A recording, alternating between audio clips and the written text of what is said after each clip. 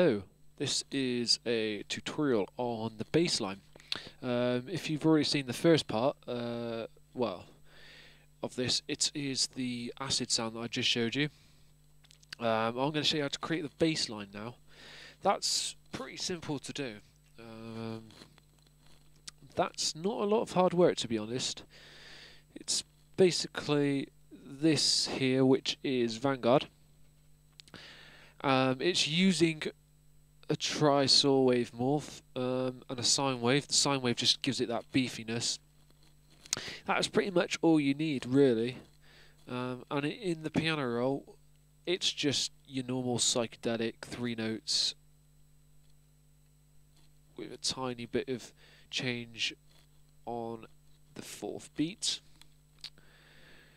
So, to listen to it, what we'll do is we'll listen to it with the kick and the bass, and I'll show you some stuff about how to do the rest.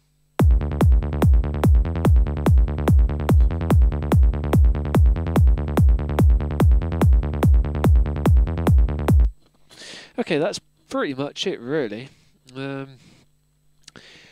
We don't want any LFOs on it. The best thing I always do is add a 24 dB low pass filter, bring the cutoff down a fair bit. On the envelope controllers, we've got this first one. This first row basically controls the oscillators, and the second one controls the filters. You do not need to worry majorly about the second row. It's only the first row. As long as you keep the settings the same as you do on the first row and the second row, there will be no problem at all.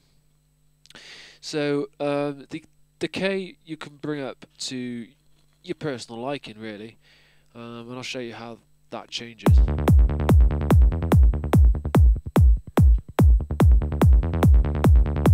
So psychedelic really doesn't have a lot of attack on any of the sounds. We're going with the same with the bass line, so pretty much a little or no attack at all. The decay is to what you like. The sustain, there's nothing there, and the release, you want a tiny bit of release, nothing too major. I'll show you why that is.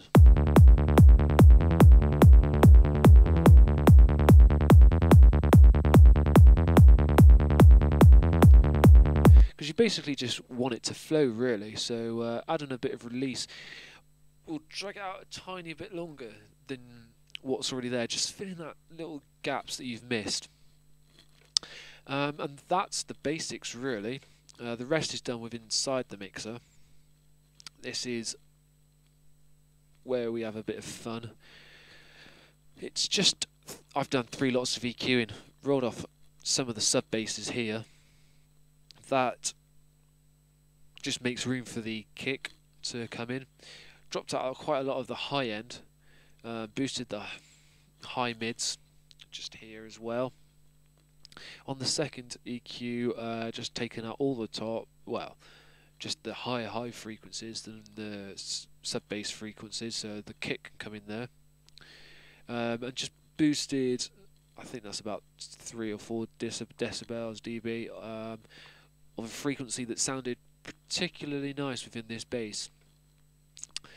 And at the end, I've used the Waves plugin, used their C4 plugin, which is a multi-band compressor, and changed the settings. You can, if you want, use a standard fruity compressor.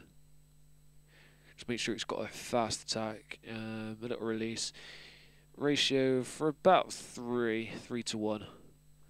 The type you can change to what you like. The threshold, you'll have to experiment with your bass line.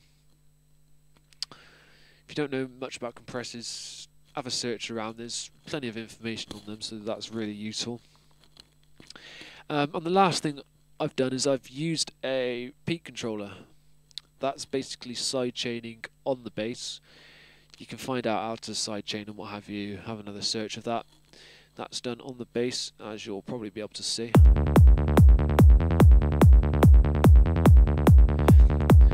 And what you're looking for here is, I'll show you pretty much what you're looking for. So if we turn these all to default, this is without any side chaining on. and what you want it to do is slightly drop out, so it sort of pumps back in as soon as that kick's finished. I usually have the peak tension quite high up.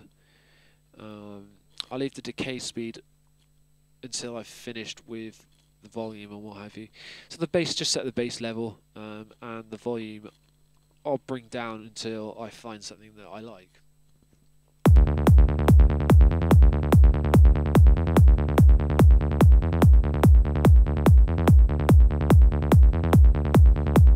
So you can just hear it there, just having a bit too much, and then I bring it back so you can't majorly notice it. I'll do it again.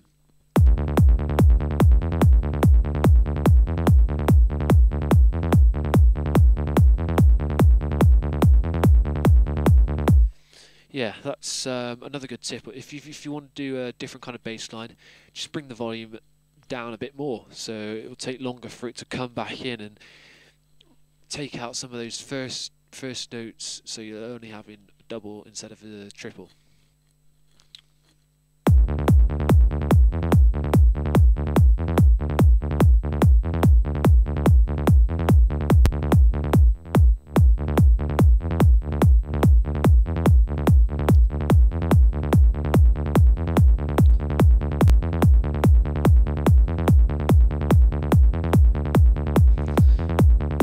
And that's the basics on creating a psychedelic bass line, really. So just experiment, have a go. You never know what might come up. Make sure it's a good thing to save presets as well, so if you do want to do that sound again in another track, you can always come back to it. So hope this tutorial's been useful. Practice and enjoy.